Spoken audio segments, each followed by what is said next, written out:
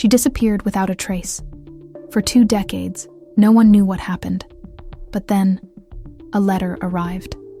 And with it, a thread of truth was pulled, revealing a web of lies, secret experiments, and a past that should never have come to light.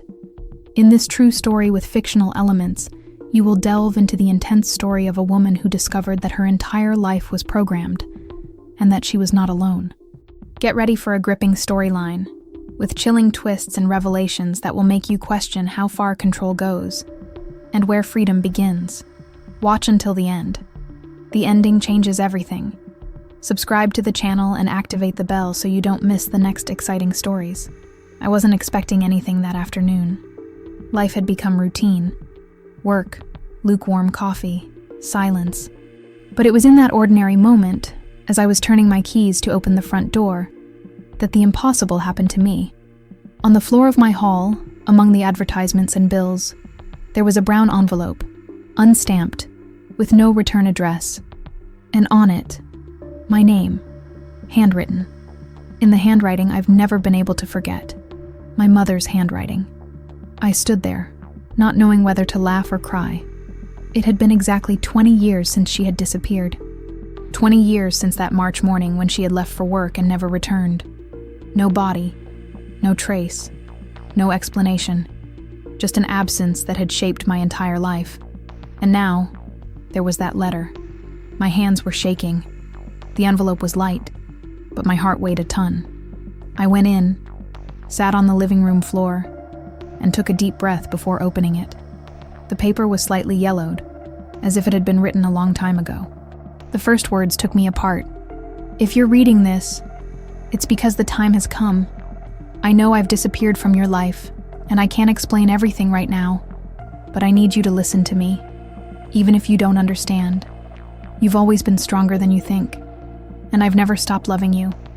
Trust what you'll feel in the next few weeks, even if it seems crazy. Follow the clues. Start where it all ended. No signature, no date, no apology. Just that short note full of hidden meanings. I stood up as if something bigger was pushing me.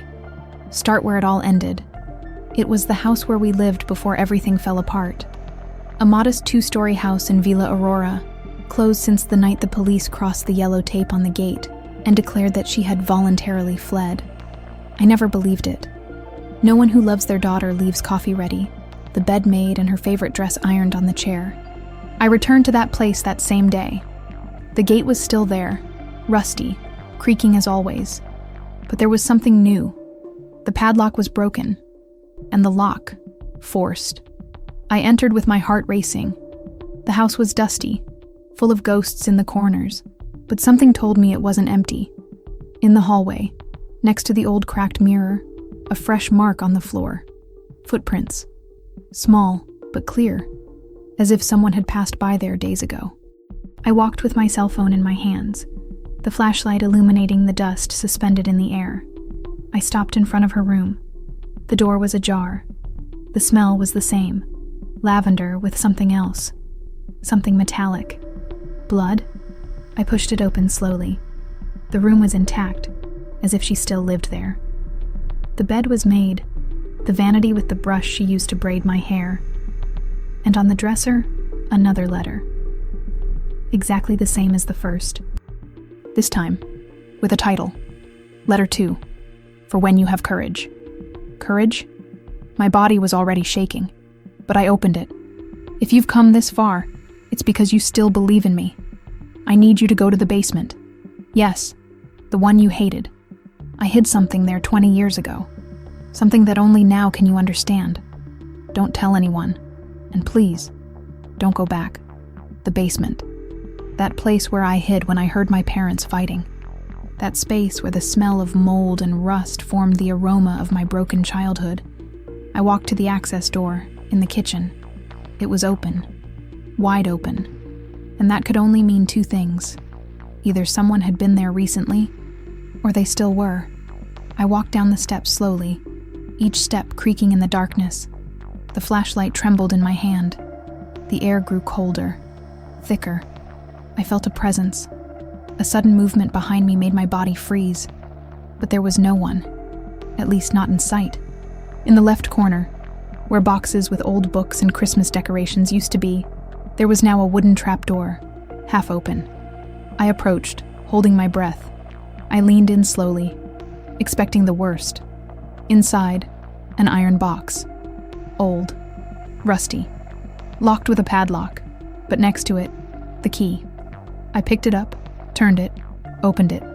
Inside, a doll. A doll with its eyes gouged out and a dress sewn on with the name Helena on the hem. My name. And underneath it, a photo. A woman lying next to an overturned car covered in blood. And behind the photo, a note written in the same handwriting as the letter. The truth begins here. She didn't die. I saw it. And that's why they silenced me. My head spun. My stomach churned. Who was that woman in the picture? Was it my mother? Or someone she had tried to save? And who were they?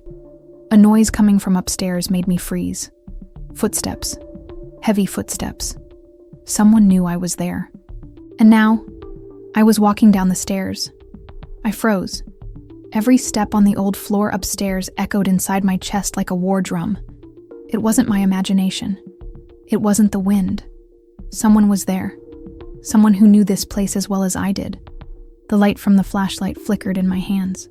I left the iron box open on the floor, hurriedly grabbed the photo and the doll, and hid behind the old tool cabinet in the corner of the basement. The wood still smelled of old varnish, mixed with the acrid smell of fear. The footsteps reached the top of the stairs. They stopped, and then they began to descend, one by one, slowly. The sound of the creaking steps seemed to scrape against my skin. When I saw the shadow cast on the basement wall, I nearly screamed. It was a large, hunched silhouette. A man. He was carrying something that reflected the dim light. A wrench? A piece of iron? My heart was pounding so loudly I was sure he would hear it. But then, he stopped. Absolute silence. For almost a minute, nothing. Then he started talking. He didn't shout. He whispered, as if he was talking to someone who was already there. You really came back. After everything. The voice was hoarse, aged, as if it had been swallowed by decades of secrets. I thought you would never have the courage. I tried to hold my breath. The flashlight slipped from my sweaty hand. He took 2 more steps. He walked right past the closet. He stopped in front of the box. I knew one day that damn doll would bring it all up again. Why didn't she burn it when she had the chance? The man knelt down. I saw the top of his bald head through the crack in the cabinet. He opened the box and muttered something that sent chills down my spine. If she finds out who the woman in the photo really was, there will be no more hiding it. Seconds later, he stood up and started back up the stairs, faster than he had come down. I waited. 10 seconds. 20. 1 minute. Only then did I leave. I picked up the box again, closed the trapdoor, and went upstairs in silence. He was no longer in the house. The front door was wide open, and on the kitchen table was another letter. You saw him, didn't you? He was the guardian, the last one left. But now he can't protect me anymore. If you want to know who I really am, go to Dona Alzira's old studio, Rua 12 de Outubro, number 29. Go alone. And don't tell anyone what you saw. They're still listening. The handwriting began to change. Less firm. As if the person who wrote it was sick or being persecuted. Dona Alzira. I remembered her. A small woman with sweet eyes and a tough voice. She had a fabric store and sewed wedding dresses. My mother used to say that she knew more than she should have, but that she was trustworthy. The next day I went there. The building was abandoned, its windows boarded up, but the back door was unlocked. Inside, it smelled of old fabric and damp wood. There were mannequins covered in sheets, and an old radio that was inexplicably still plugged into the wall. I touched one of the mannequins, and when I pulled back the sheet, I saw something that made me recoil in fright. The mannequin's head was wrapped in a plastic bag, and around its neck was a red ribbon with my name embroidered on it. On the wall next to it, scrawled in charcoal, was written, What you call disappearance was just the beginning of something that never ended. I searched the place. I found a sewing box. Inside it, a photo. My mother, younger, next to a man in a white coat. And behind the photo, another note. If you remember the clinic, you'll know who he is and why he lied. Clinic? My memory wandered. I remembered a white room, the smell of ether, a cold stretcher. I was a child. I was there with my mother. She was screaming. She was asking for me to be let go. And the man, the same one in the photo, was smiling. The memory hit me like a punch. She didn't disappear. She was taken. And I was there. I ran out of the studio, the box in my arms. But on the other side of the street, a parked black car was watching me. The tinted window rolled down. The same man from the photo. Older, staring at me as if he already knew I was coming. He got out of the car slowly. And then, he said my name. Helena, and he smiled. At that moment, my body froze. How did he know my name? How did he know I would be there? Exactly at that moment, in that abandoned place, forgotten even by God. The man approached slowly, as if he was in no hurry, but also had nothing to fear. I wanted to run, but my legs wouldn't obey. My instincts screamed, but there was something in that look that paralyzed me. It was as if he carried an ancient truth that my soul recognized, even if my mind still resisted it.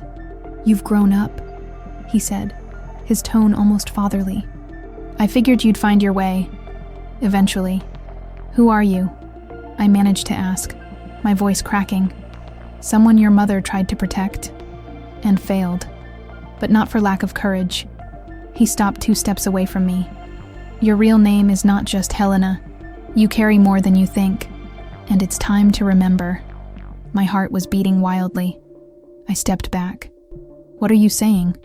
He took a small envelope from the inside pocket of his jacket. It was white and sealed. He held it out to me. "Your mother wrote this 19 years ago. She gave it to me the day she was taken. She told me to only give it to you if I ever showed up on 12 de Otubro Street. Now it's yours." I took the envelope with trembling hands. The man nodded, as if he had already accomplished his mission. "You need to go to the old Central Railway station. Look for a locked cabinet in the abandoned warehouse. Number 44, the key is inside." He turned and started walking back to the car. "But go before the sun sets. After that, they'll even watch the walls." "Wait, who are they? Why all this?" But he didn't answer.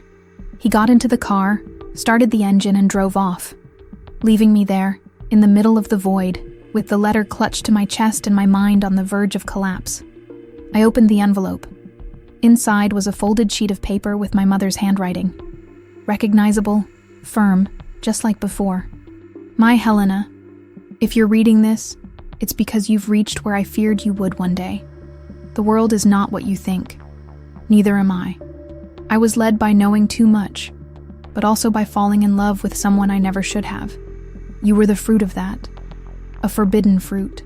Don't trust everything you see, or everything you remember. Your memory was shaped for your protection.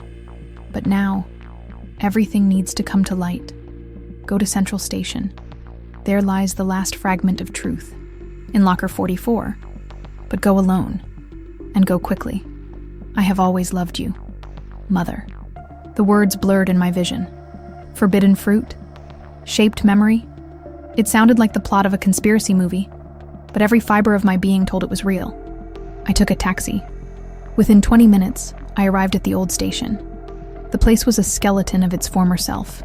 Tracks overgrown with weeds, walls covered in graffiti, broken windows.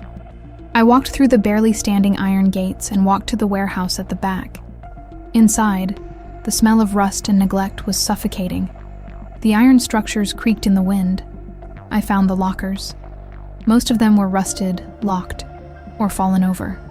I looked for number 44. It was there, in one piece, but with a new padlock, shining in contrast to the decay of the place. I opened it with the key in the envelope. Inside, there was only one thing: a cassette tape. On top of it, a note was stuck. Listen to this in a safe place, and then decide what you're going to do with the truth. I took the tape home. I rummaged through old boxes until I found my father's old tape recorder. I inserted the tape. I took a deep breath. I pressed play. The sound of heavy breathing, a distant noise, and then my mother's voice. If anyone is listening to this, I'm probably not alive anymore, or I'm being held somewhere where I can't be heard. I found out about the project, what they did to the children, how they chose the mothers, how they manipulated the records, and I know they're going to erase everything. But my daughter needs to know, because she's the only one who survived the experiment without any after effects. The blood ran cold. The tape continued. The doctor's name is Adrian S. Klein. He's not Brazilian. He came from Eastern Europe with a group of undercover researchers. They used an adoption foundation as a front. Helena wasn't the only one, but she was the only one who woke up, and that's why she's in danger. My entire body tingled. That voice, my mother, talking about me as if I were part of some dark plan. The recording began to falter. The hissing increased. But one last sentence was clear. If she remembers what happened in the basement of the clinic, she will know what to do. And she will know who should pay. The tape is stuck, and at that exact moment, the lights in my house flickered, and a loud knock echoed at the front door. 3 sharp knocks, followed by a whisper. "Helena, the truth hurts." I stood motionless in front of the door. The whisper still vibrated in the air, as if it had entwined itself in the walls of the house. The truth hurts. These were words that didn't just come from someone outside. They seemed to come from inside me, as if my mind was finally about to break the seal of oblivion. I took a deep breath. The silence outside was oppressive. I looked through the crack in the curtain, but there was no one there. I went back to the tape. I rewound it. I listened to it again. That part. My mother's voice saying, "She's the only one who survived the experiment without any after effects." And suddenly, as if a window had opened inside my head, the flashes came. The white room, the lights on the ceiling, a man holding me by the wrists, a blue liquid, and a pain in my arm, and my mother, screaming, always screaming my name. I fell to my knees. How could I have forgotten this? How could something so significant have been erased from my memory? I lay there on the floor for long minutes, my head spinning, trying to understand who I was, who I had been, and who I had been turned into.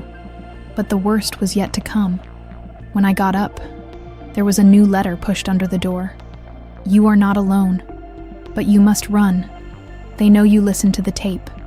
Go back to the basement of the clinic and take what is at the bottom of the iron cabinet, the cabinet with the star drawn on it.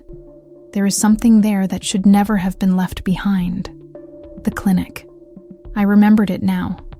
I remembered the gray facade, the stairs covered in dry leaves, the sign that said, Instituto Esperanza.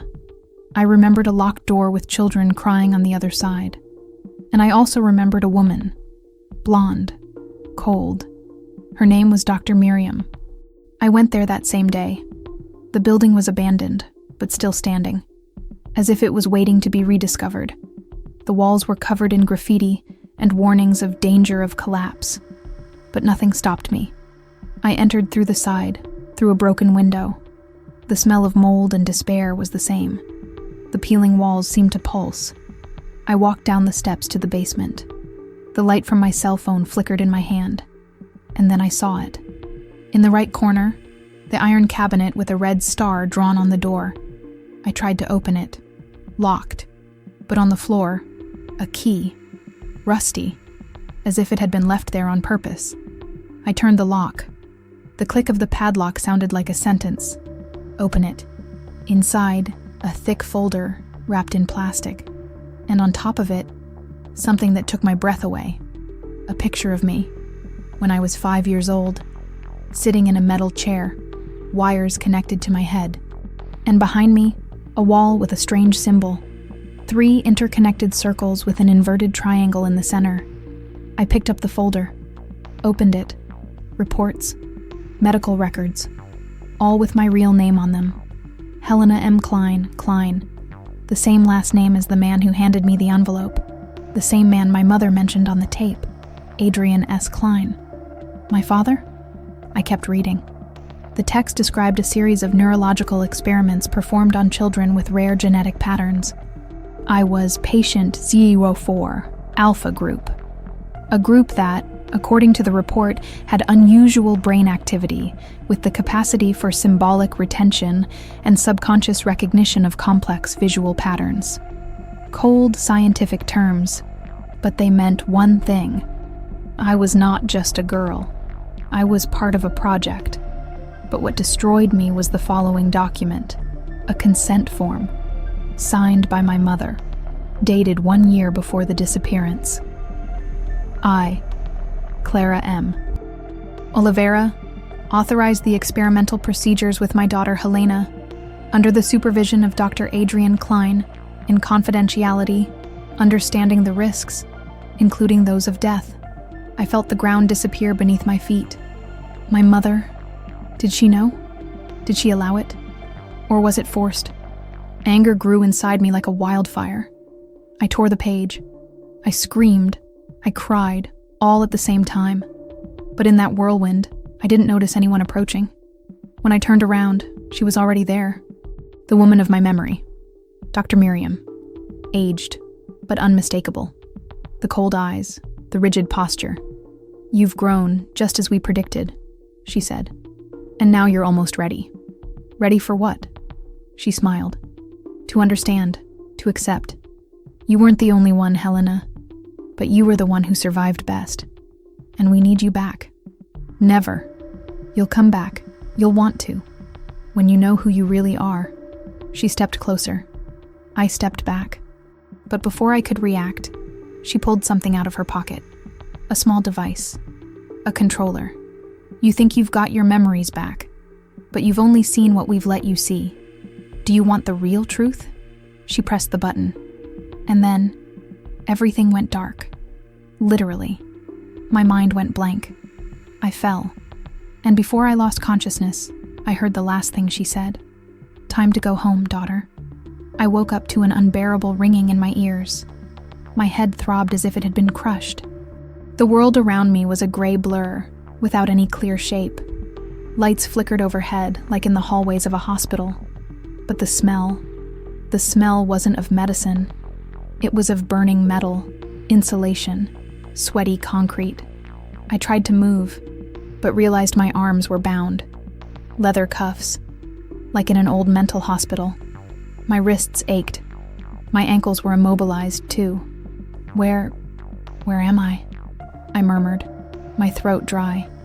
A voice answered from a speaker in the corner of the room. "In the same place where it all began. Welcome back, Helena." The voice belonged to Dr. Miriam. I looked around. The walls were bare with no windows. There was a camera high up in each corner of the room, a one-way mirror on the front wall, and in the center beside me, a steel table. On it, instruments and papers. Lots of papers. Then the door opened. 2 figures entered. Miriam and him. Adrian, the man who claimed to know me, who had delivered the letter. But now, his expression was different. Cold, technical, as if this were just another lab session. "How are you feeling, daughter?" he said with a sweet tone that didn't suit that place. "You're not my father," I spat angrily. "Biologically, yes. Emotionally, we're still figuring it out." He sat down next to me. "You have something inside you that not even your mother understood. She tried to protect you, but she couldn't stop what you are." "And what am I?" "A mistake that worked," Miriam replied dryly. "The experiment that went beyond control. And now, the missing link." Adrian placed one of the papers on the table. A brain scan. On it was a series of notes with red asterisks.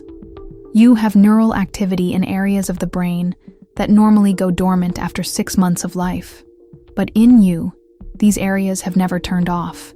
Your capacity for subconscious association, for anticipating patterns, is unique." We use the term expanded intuition in the reports. But it is something bigger, almost precognitive. This is crazy. It's science. Miriam interrupted. Your mother was part of it. She was the head nurse on the team that took care of newborns. She knew the risk. But when she saw you reacting differently, she tried to make you disappear. But she couldn't. Adrian sighed, as if regretting the inevitable. That's why we faked her escape. That's why we erased her memory. But she was smart. She planted clues, and you followed them. Which brings us to the inevitable point. You need to remember everything, Helena. Every last one. Miriam took a small bottle from her pocket. It contained a clear liquid with bluish hues. This serum stimulates blocked memories, but the process is painful. It can cause seizures, hallucinations, or even personality breakdown. What if I refuse? It's not an option, she said. And without waiting, she stuck the needle in my arm. I felt the heat of the liquid spread inside me like fire. I tried to scream, but no sound came out. The room spun. The light dissolved. And then, everything went dark again. But within the darkness, the truth began to emerge. I was 3 years old. I was in a room full of other children. They were crying. I wasn't. I watched. I knew something was wrong. One woman called me number 4. Another said I reacted like an adult. I understood more than I should have. I drew pictures I had never seen before. And one night, I saw a little boy taken to a room and never come back. I cried for the first time. And then, my mother appeared. She picked me up. She was crying too. She said she was going to get me out of there. That she was going to take us to a place where no one would find us anymore. But someone heard. A figure in the dark. A man who whistled as he watched her run away. I woke up with a dry mouth and a shaking body. I was lying in a padded room now. Was I still in the clinic? I didn't know. Time was blurry. In the corner of the room, on a chair, there was an envelope. If you manage to come back from the injection, it means your mind is stronger than they thought. Wake up, daughter. It's time to run away and finish what I started. My mother. Again. On the back of the letter, a code. 17/03/1993. The date of my birth. And one more sentence. Secret archive room, shelf 7, drawer 03, code 1993. I stood up. The clamps had been untied, as if someone was helping me from inside, as if she was still there. I opened the door carefully. Empty corridors, cameras flashing. I took the path to the right. I passed locked doors, ruined rooms, until I found the sign. General Archive. The room was dark. A beam of natural light filtered through a crack in the ceiling. There were dozens of metal shelves. I found number 7. I opened drawer 03. Inside, a red folder.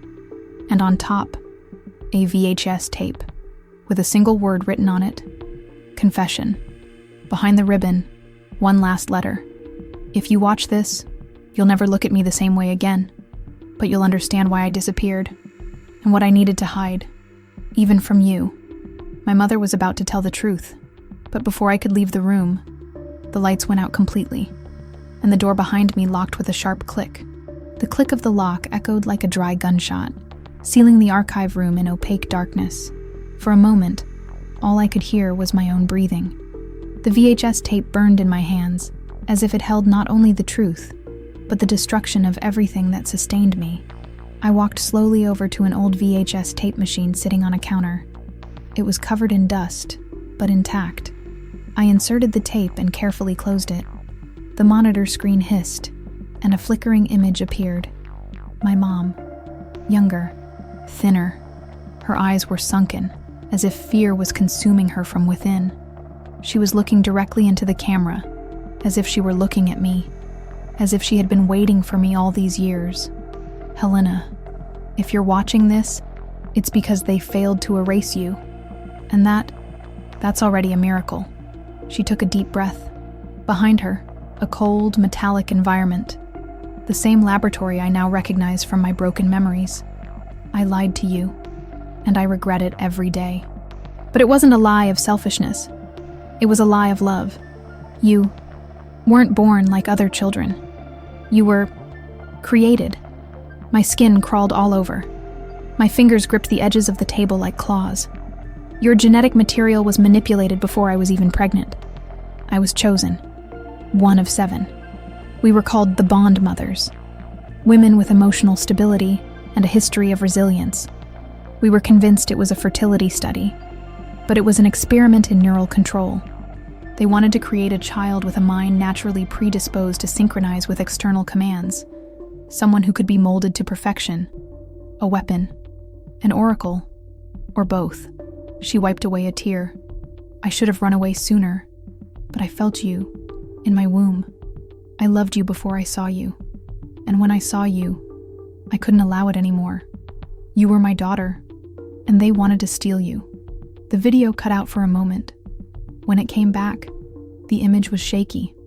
It looked like it had been recorded in a hurry, with the camera resting on a makeshift tripod. I tried to run away. I took you with me, but they found us, and they gave me a choice.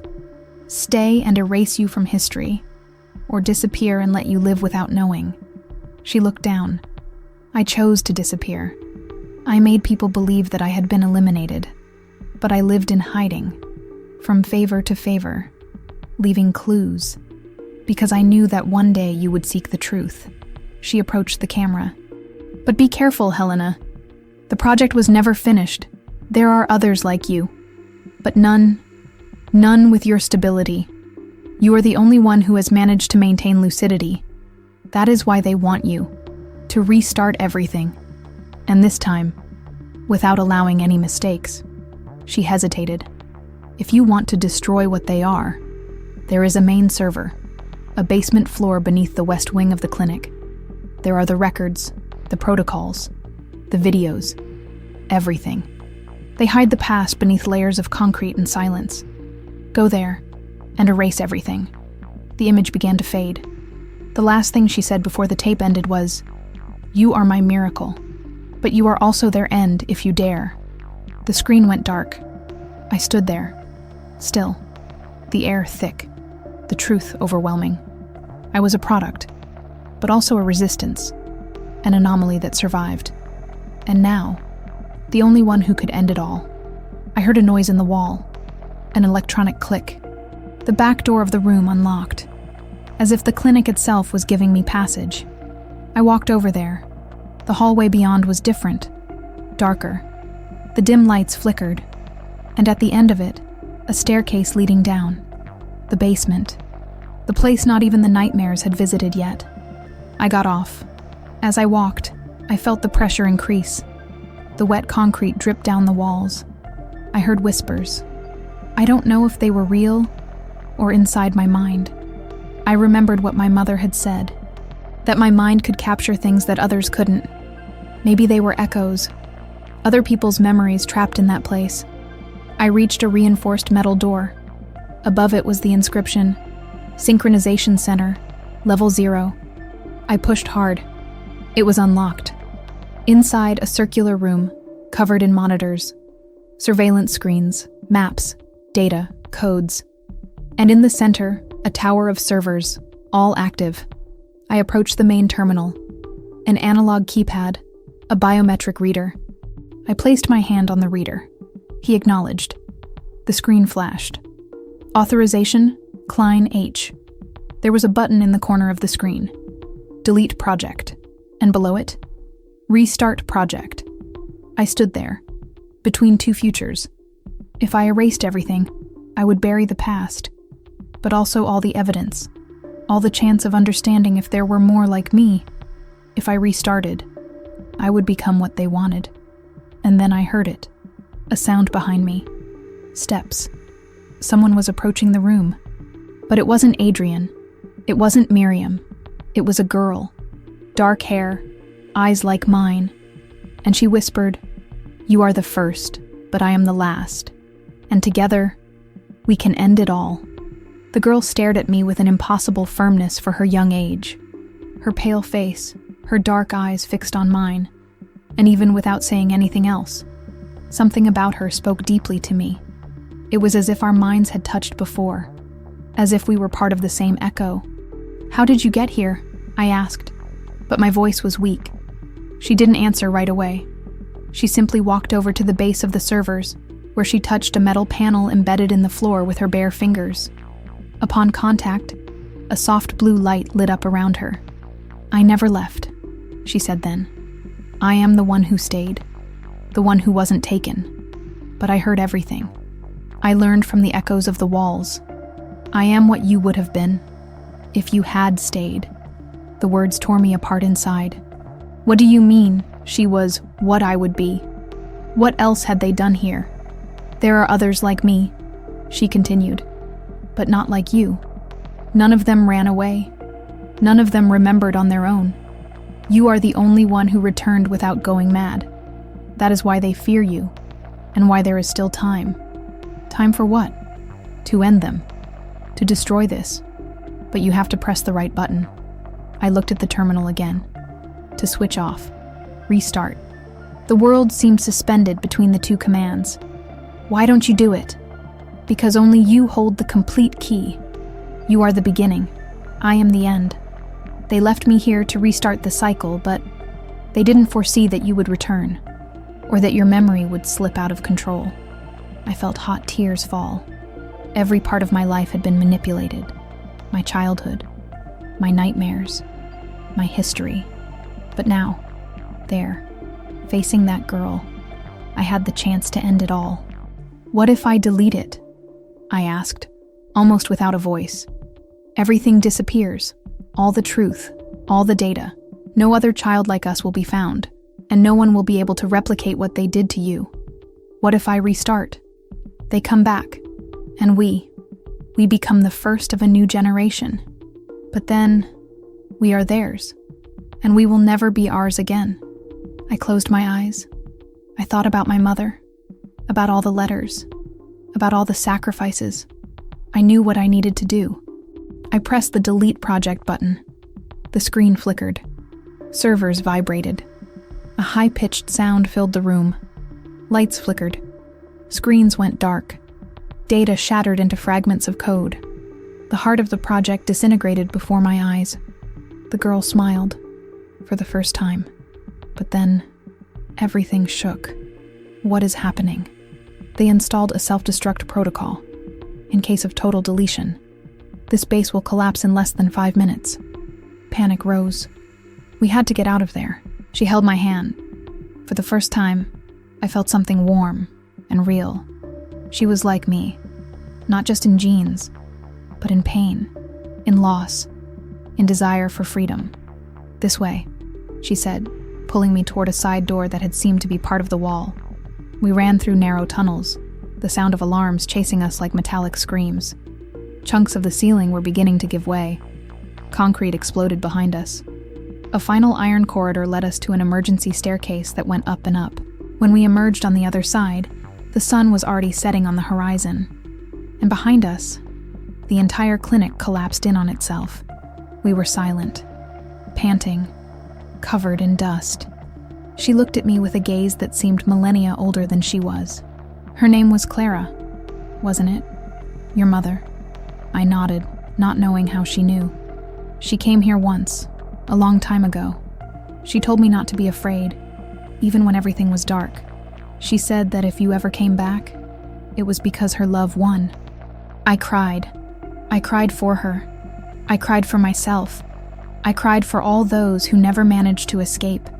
The girl handed me something, a piece of hand-sewn fabric. It was a square with embroidery in the center, a blue star. She did this. She gave it to me when I was scared. She said it was a reminder that the light comes back, even when everything else goes out. I held that child, not as someone who understood her, but as someone who knew exactly what it meant to be forgotten by the world, and still survive. We walked away from the clinic without looking back, and that night, for the first time in 20 years, I slept peacefully. But when I woke up, there was one last letter on my doorstep. Same roll, same handwriting. It said, "It's not over yet." They had copies. The letter trembled in my hands. The paper, though new, seemed to pulse with the same energy as the first ones. They had copies. 3 words that buried any hope of definitive closure. I had destroyed the heart of the project, yes, but now I understood that the body was still dragging itself along somewhere. They had foreseen my choice, and they had prepared themselves. The girl was sleeping on the couch, wrapped in a blanket I barely remembered having. Her face, even when resting, bore marks that didn't match her age. She was a survivor of a war that wasn't over yet. I opened the letter again, looking for more. Behind the words, a code. Epsilon 13, Berlin. No other explanation. My heart sank. Were there more facilities, more files, more children? And how many had grown up without even suspecting they were being monitored? I got up slowly, trying not to wake her. But when I went to put the letter away, I noticed something strange. There was a different seam on the inside of the envelope.